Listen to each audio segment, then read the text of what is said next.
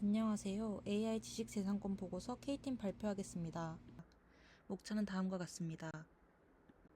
우선 연구 배경 및 목적에 대해 말씀드리겠습니다. AI는 4차 산업혁명의 핵심 동력으로 AI의 활용 수준은 조직 전체의 성과와 리스크 관리에 직접적인 영향을 미치는 핵심 요인으로 평가되고 있습니다. 그러나 이러한 급속한 확산의 이면에는 법적 윤리적 문제도 함께 증가하고 있어 사회제도와 법적 기준의 재정립이 필요한 상황입니다. 따라서 본 연구는 AI 기술 확산이 불러온 지식재산권 분쟁의 본질을 분석하고 기업 경영에 어떤 시사점을 제공하는지 살펴보고자 합니다. 첫 번째로 뉴욕타임즈와 오픈AI 및 마이크로소프트의 사례를 살펴보도록 하겠습니다. 뉴욕타임즈는 2023년 12월 오픈AI가 뉴욕타임즈 기사 수백만 건을 무단 복제해 학습에 사용했다고 주장하며 소송을 제기했습니다. 그리고 챗GPT 출력에서 기사 문단이 거의 그대로 재현됐다는 점을 핵심 침해 근거로 제시했습니다. 청구 내용은 다음과 같습니다. 절차는 다음과 같이 간단하게 요약해보았습니다. 법원의 주요 판단 요지는 다음과 같습니다. 첫째, 법원은 공정 이용 여부를 선결적으로 판단하지 않고 본안에서 다시 검토하기로 했습니다. 둘째, 학습 단계와 출력 단계를 명확히 구분하여 각각을 별도로 심리하겠다고 밝혔습니다. 셋째, DMCA 관련 청구는 일부 각하되었지만 저작권 관리 정보를 단순한 표기가 아니라 데이터의 메타 정보로까지 해석할 가능성을 열어두었습니다. 넷째, 출력 로그 보존 명령은 AI 서비스 운영의 투명성을 확보하기 위한 이례적인 조치로 향후 데이터 거버넌스 기준에 법원이 보다 적극적으로 관여할 수 있음을 시사하였습니다. 법리적 의의는 다음 4가지로 정리할 수 있습니다. 첫째, 공정이용의 판단 구조가 AI 시대에 맞게 다시 해석되기 시작했습니다. 둘째, 출력물이 원저작물과 얼마나 유사한지를 판단하는 기준이 정립되고 있습니다. 셋째, 저작권 관리 정보, 즉 CMI에 대한 관리 의무가 강화되고 있습니다. 넷째, 로그 투명성의 중요성이 부각되기 시작했습니다. 산업적 시사점은 3가지로 정리할 수 있습니다. 첫째, 데이터 라이선싱 시장이 빠르게 확대되고 있습니다. 언론사, 음원사, 출판사 등이 AI 기업의 유료학습 계약을 요구하고 있으며 이미 마이크로소프트는 일부 언론사와 선제적으로 계약을 체결한 바 있습니다. 둘째, AI 기업의 컴플라이언스가 필수적인 경영과제로 떠올랐습니다. 로그 보존, 모니터링 체계, 메타데이터 관리 등 운영 전반에서 규제 대응 시스템을 갖춰야 합니다. 셋째, 저널리즘 분야에서도 권리 구조가 재정립되고 있습니다. 일종의 AI 학습료 제도가 논의되면서 콘텐츠 산업은 AI 시대의 새로운 수익 모델을 모색하기 시작했습니다. 해당 사건은 앞으로 AI 산업 전반의 법적 명확성과 운영 투명성을 요구하는 출발점이 되었고 생성형 AI 시스템의 설계와 규제 방향을 결정짓는 중요한 선례로 작용한다는 의의를 지니고 있습니다. 두 번째로 살펴볼 사례는 다부스 사건입니다.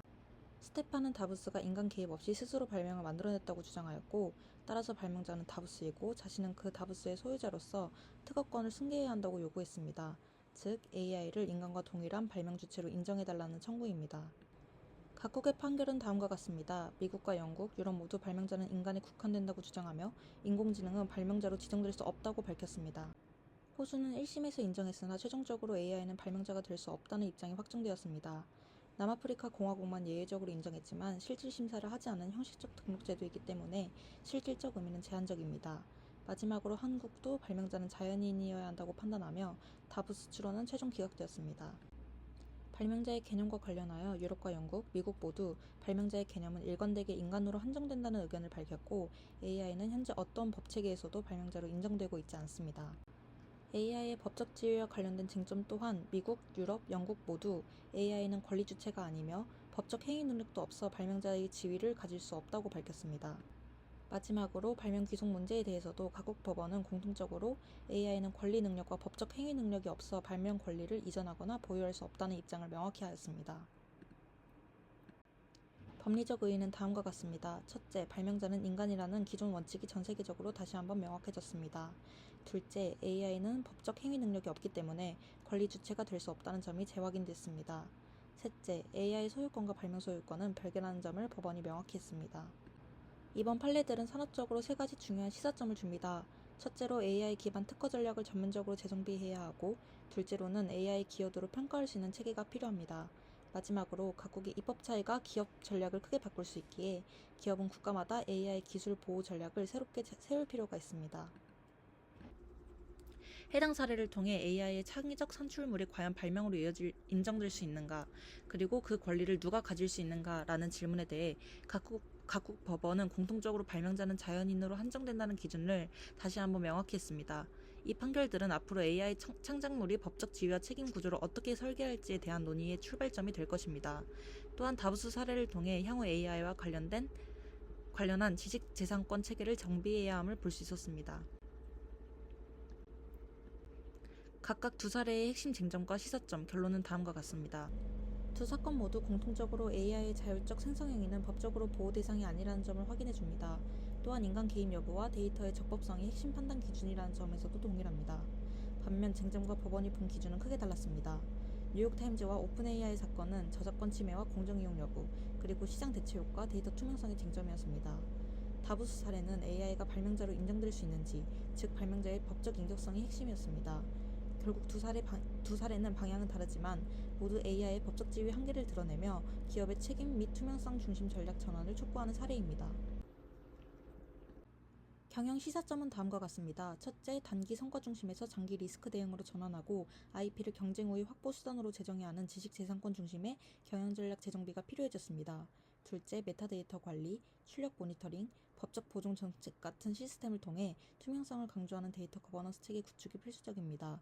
셋째, 데이터를 독점하던 것에서 벗어나 지속 가능한 협력 생태계를 구축해야 합니다. 넷째, 사전 예방, 실시간 감지, 사후 대응과 같은 3단계 리스크 관리 프레임워크 구축이 필요할 것으로 보입니다. 마지막으로 자원 기반 관점, 동적 역량 이론, 이해관계자 이론 등 다양한 경영학적인 관점에서 얻을 수 있는 시사점들은 장표 우측을 참고해 주시기 바랍니다. 본 연구는 뉴욕타임즈 오픈AI 사건과 다부스 사례를 통해 AI 시대의 지식재산권 문제는 단순 분쟁이 아니라 기업 경영의 패러다임의 전면적 전환을 요구한다는 점을 확인했습니다. AI 기술 혁신은 반드시 법적 윤리적 책임과 함께 가야 하며 지식재산권은 사후 대응이 아닌 사전 전략의 핵심 요소로 다뤄져야 합니다.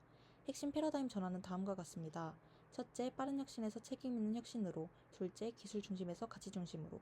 셋째, 독점 경쟁에서 협력적 생태계로. 넷째, 사후 대응에서 사전 설계로.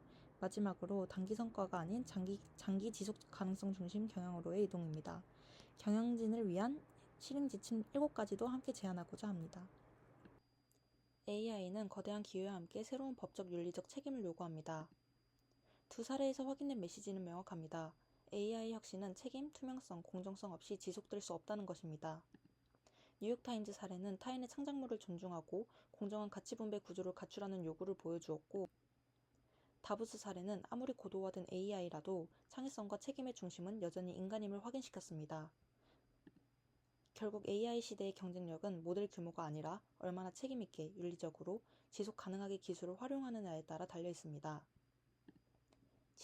지식재산권이라는 보이지 않는 자산을 어떻게 보호하고 활용하느냐가 기업의 장기적 신뢰와 성장의 핵심이 될 것입니다. 참고 문헌은 다음과 같습니다. 이상으로 발표를 마치겠습니다. 감사합니다.